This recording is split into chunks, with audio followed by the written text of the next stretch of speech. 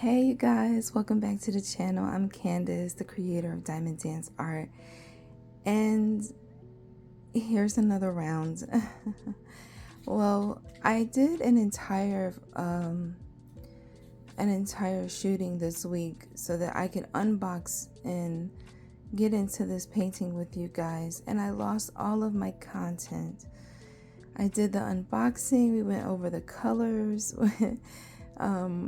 and I did a bit of a kit up, and then I got started on the painting. So this is the Threads of the Universe, and it is by Scot Howden. The painting is 55.8 centimeters by 76.0 centimeters. That's 22 inches by 30 inches. She's gorgeous, you guys. This was one of the very first paintings that I ran across on Diamond Art Club that I wanted to have in my possession. I needed to be able to do this and display it. I'm coming from a hobby of crocheting and knitting, and it was a complicated world to be in. I owned a small little gift shop that helped me support my little family, and some changes happened and I ended up giving up my gift shop, and things just kind of went different. I can't say that I'm complaining about the changes. It was much needed. I definitely invested way too much time in a dead situation, and it was just time for me to move forward. But Threads of the Universe it really just depicts to me what I had going on inside of my mind. Everything was all cluttered. Just like when your yarn gets tangled up, eventually you're able to sort it all out. But I was in a tangled up stage for a little bit of my, not the last 2 years, but I would say between like 21 and 23.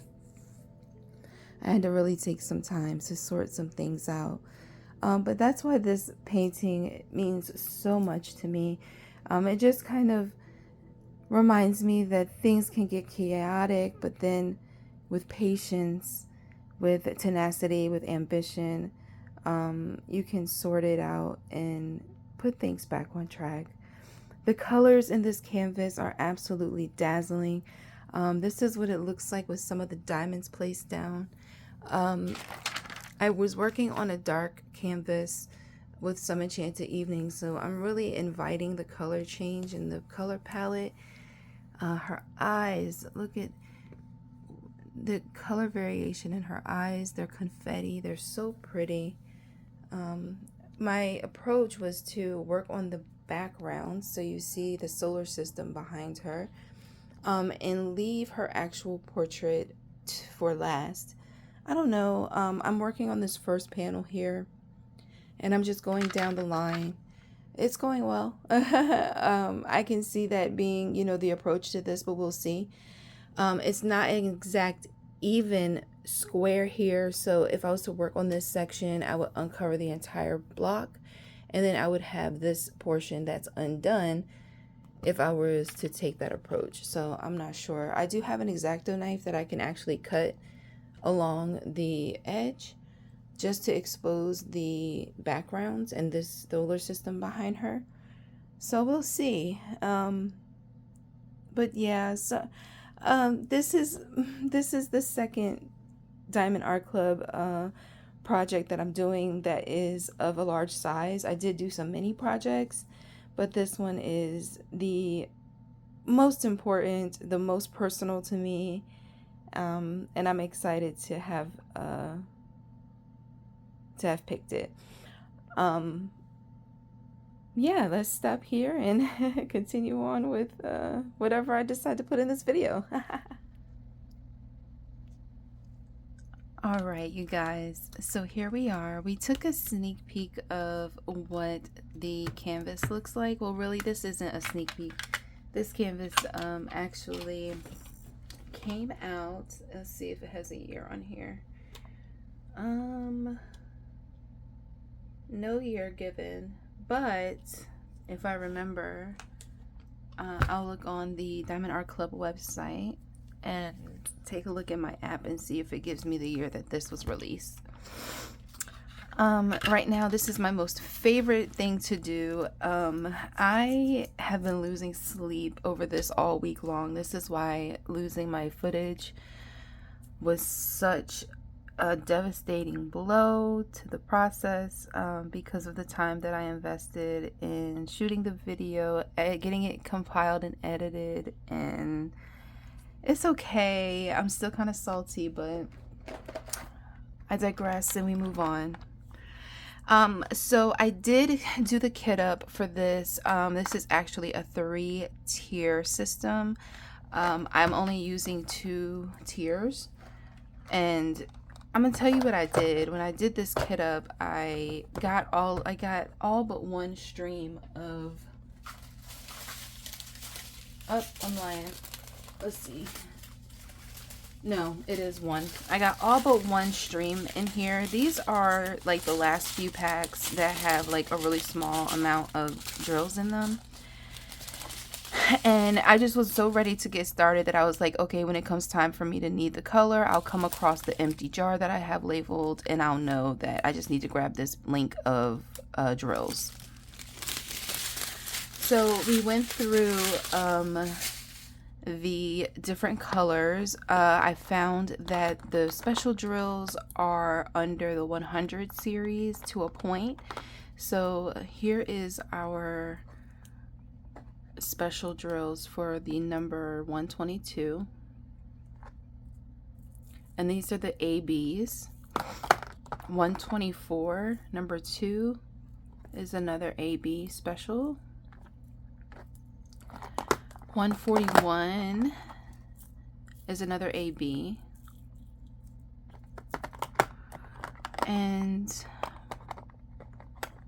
we have a fairy dust. You guys, I'm already starting to learn. I did this little section, and I'm already starting to learn where all of my colors are. And this is the fairy dust Z775.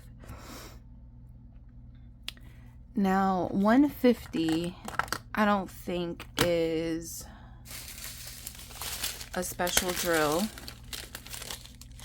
And I was guessing before I started kitting up like the sequence of numbers and what they mean. So I made a hypothesis that the 100 series was all of the AB drills, but I came across the 150 and that one was not an AB. So I just said, okay, so here's the 150. That's not an AB. It doesn't look like a fairy dust either. It looks like the other drills. So I just ditched that hypothesis. Here's another 100 series. It's 167, and that's not an AB. So these are the ones that I still need to put into the jars, but I haven't ran across needing them yet. So I just lessened the time that it took for me to kit up, because I just wanted to get started. I was really excited with some of the symbols. I have some different symbols going on. I got my favorite symbol, the heart, and this is actually one of the ones that I didn't fill up. That's number 939. Let's see.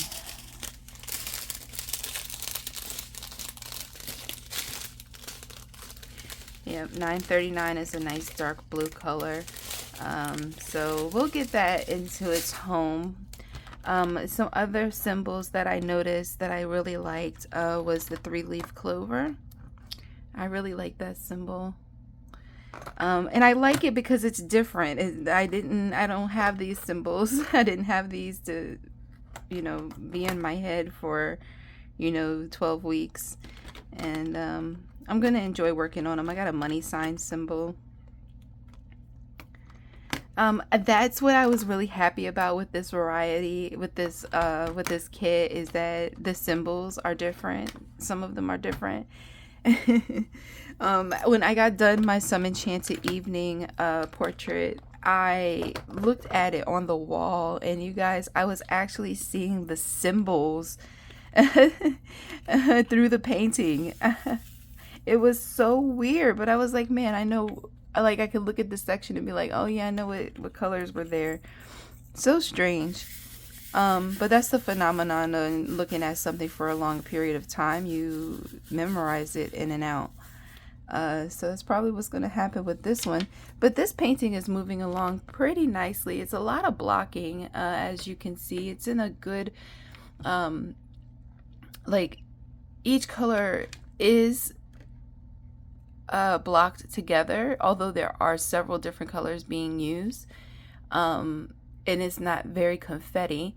That confetti, I don't think we're going to get into until we get further into her portrait. But we're just going to go row by row, I think. Column by column, I think, is going to be the approach when doing the background.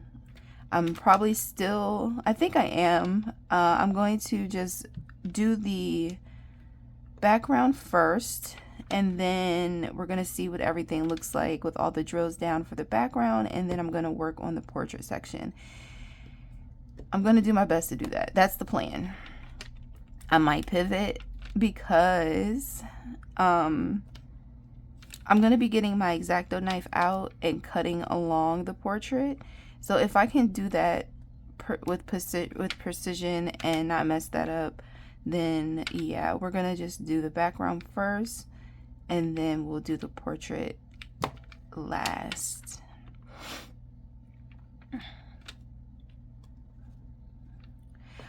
So I want to get you caught up on how my weekend was last weekend with the teens. I shared with you guys that my son's birthday's coming up here, and one of the gifts that I gifted him, a gift that keeps on giving, we got some season passes to Busch Gardens.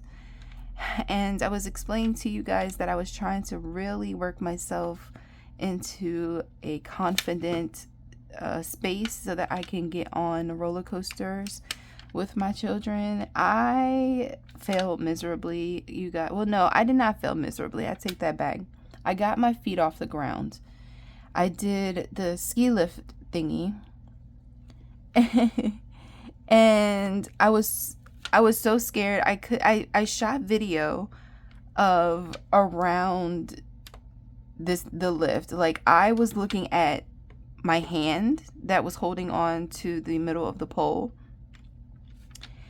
That was holding on to the pole in the middle of the cart of the ski lift. And I was using my other hand to record with my phone the scenery of being up in the air, because I couldn't look over the edge. So I did that. It scared me. I was very nervous. Any type of movement that the kids made, it frightened me. So I really just was asking them to be still, don't move, don't shake the cart. I told them I could not look over the edge, but I did get some good footage of like the treehouse. And like I said, I deleted a lot of my content, and I think those videos are also gone. Great. So fortunately, we will have more trips to Busch Gardens, and we can practice with riding these rides. I realized there's levels to these things. There are beginning rides, there are intermediate riders, and then there's rides for, the more advanced rider, scarier, higher, faster, and it's I'm just not at that level. So I'm going to be working on it. We're probably going to get back to the park next weekend when the teens are here. And I am going to do my best to get on one of the rides that I remember loving, which is the Alpengeist. So I have my vision set to get on the Alpengeist with the kids. And then I'll do the ski lift again. And then we'll see like what other coasters I could try to get on. I did get on this like whirlwind thing where it's just basically an up and down going in a circle type ride, and I was laughing my head off on that ride because I know the kids think I'm such a chicken. But I was just, I like to have a good time, and I like to be in a good headspace. And just being in a scared state is not fun for me. I just recently got into watching like horror or, suspenseful movies and shows because I don't like my emotions to be tampered with. Like I don't like having, the orchestra in the background playing something menacing and then like my anxiety is going up and rising with the music. I don't like it. I have to be in a controlled environment, man. I cannot mess around with my feelings. I'm so feely. Man, so anyway, that was the situation with the rides. Oh, we ate pretty well there. You guys will learn about me, some interesting facts later on down the line. I'm not going to bore you with it now, but I'll just say I don't eat much when we're out. I don't eat much anyway. But when we went to the park, as a parent, I'm going to be conscious of like our spending and things. And we went to the smokehouse. It was like a barbecue place. And I'm looking at the food is a la carte. And I'm explaining to the kids what a la carte is. And my daughter's like, oh my gosh, this is so expensive. This is so ridiculous. And then, oops, I put my W back and I still have some to fill in right here. And so I just went ahead and was like, all right, you guys, this is, what do you want? They told me what they want. I was like, and I got it.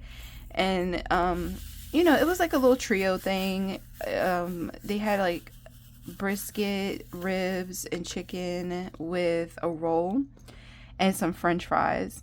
And I got a strawberry cup with these massive strawberries in it. If you follow my Instagram, you've probably seen the little cup. I posted it in my stories. But I ate on that and I was good until it was time to leave. And I got me a soft serve ice cream and a waffle cone and a big old funnel cake. That's what I go to the park for. I go to the park for the sweets. So, overall, it was an enjoyable experience. We walked about 5 miles, which was really nice. And I love being able to get out and exercise like that. And like not have it be, the forefront of your mind, when when you go out and you walk like your neighborhood, that you're walking, like you're aware that you're exercising for your health, for your conditioning. And, it's a different vibe. But being in that park, you don't think about it and you're just enjoying the sights and the scenery. And so I'm really happy with the decision to get a season pass there. The ride to get out there was not bad at all. It's something that I can definitely do every other weekend with them. And just practice being a theme parkian. You guys, I will make up words. I will make up words on y'all. So anyway, okay, that's my W. Let's put W back. So I was trying to figure out, after I deleted all of my footage, like what type of video I was going to do. And then I was definitely making it more complicated than it needed to be because I wanted to do a WIP&Chat with you anyway. And so I'm just winging it right now. I'm just winging it. We're filling in our planet here. And I'm just bouncing around colors because I can. I'm trying to get out of this uniformed way of doing my diamond paintings. Let's grab our G color. I'm so glad that you guys, come by and spend time with me. I know with the longer videos, you guys probably don't get through the entire thing, but you know what I noticed? I will say I am a baby YouTuber and I'm a baby diamond painter. So you guys, if you are watching these videos, do me a favor and diamond dot that like button. Diamond dot the subscribe. So you guys can know when I upload and we can just continue to add to the diamond painting community. I'm not a guru. I'm not trying to explain, my purpose here is just to share my journey with diamond painting and to talk about diamond painting as much as I want without boring people. So if you're here, you probably equally enjoy diamond painting just as much. And I want you to continue to return so we can share in the experience of a great artistic gateway. So anyway, thank you so much for the like and the subscribe. Thanks for coming back. And if you like, something in particular that you want to see more of, put it in the comments. Please comment, like if you enjoy seeing hyperlapses, or if you like more of the WIP&Chats, or if you enjoy like probably watching the process of diamond painting with some nice music in the background. I am going to shout out Messy Girl Crafts, and I'll link her YouTube in the description so you can check her out. I watch her videos while I'm diamond painting, and it's more at like listening to it, but what she does is she puts on some soft music, probably some classical strings or something like that, and she fixes her lighting, makes it nice and cozy, and she just diamond paints. And you can sit there and watch her diamond paint and listen to the music, or you can just leave it in the background while you do other stuff. That's what I do, especially if I'm trying to. So this is how it works. Basically, I have my desk, and then when I am done diamond painting, I could probably go up for about 30 minutes to an hour before I have to get up and stretch. My body's tired. My seat is not the best chair. So I do get stiff in my legs and in my feet. So I have to get up and move around. And when I'm doing that, I'm really wanting to just be sitting in diamond painting. So my concentration in my mind is on diamond painting. So what I'll do is I'll look at her videos and other videos as well from other YouTubers. And I'll watch them diamond paint or talk about their diamond paintings, and it just keeps my concentration and focus on the thing that I love while I'm away from it, basically. But this channel, I'm just doing different things on here, not trying to like copy anybody, but the content is the content. I love to diamond paint, and I like to diamond paint with others. So hopefully if you do join me, you find the chat of while working on the WIP enjoyable. Definitely put inside of the comments what project you are working on currently, and it doesn't have to be a diamond painting. It could be any type of hobby. I'm just interested in what you're creating, and if you want to share it with me, you can follow me on Instagram. I'll follow you back, and my handle is crochet geometry 36, and I'll put that there for you. Alrighty, so we're moving right along our planet here. I'm working on the letter G.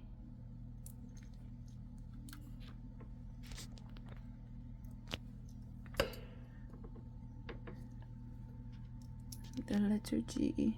There we are.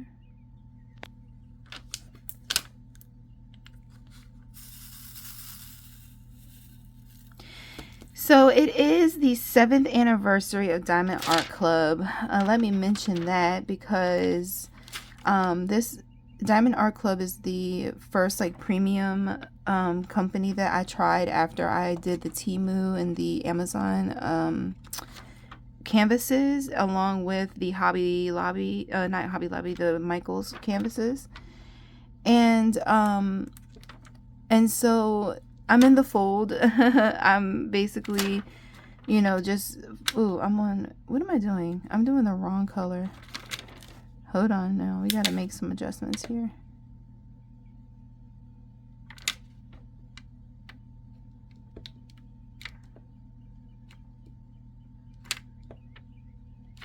Yeah. So Diamond Art Club is turning 7 years old, and there's a sale going on today that I'm not participating in. I am on a no-buy for the next couple of months, so that I can, it's probably going to be more than a couple months because I want to work through the stash that I have, and then do a restock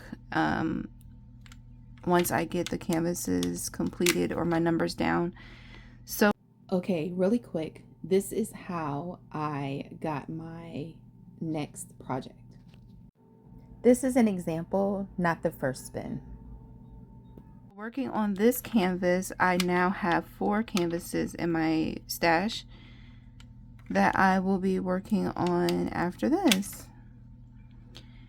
And we'll just pick it the way we picked this one, like you've seen in the beginning of the video. Do a spin wheel thing. Alright, so that's my G.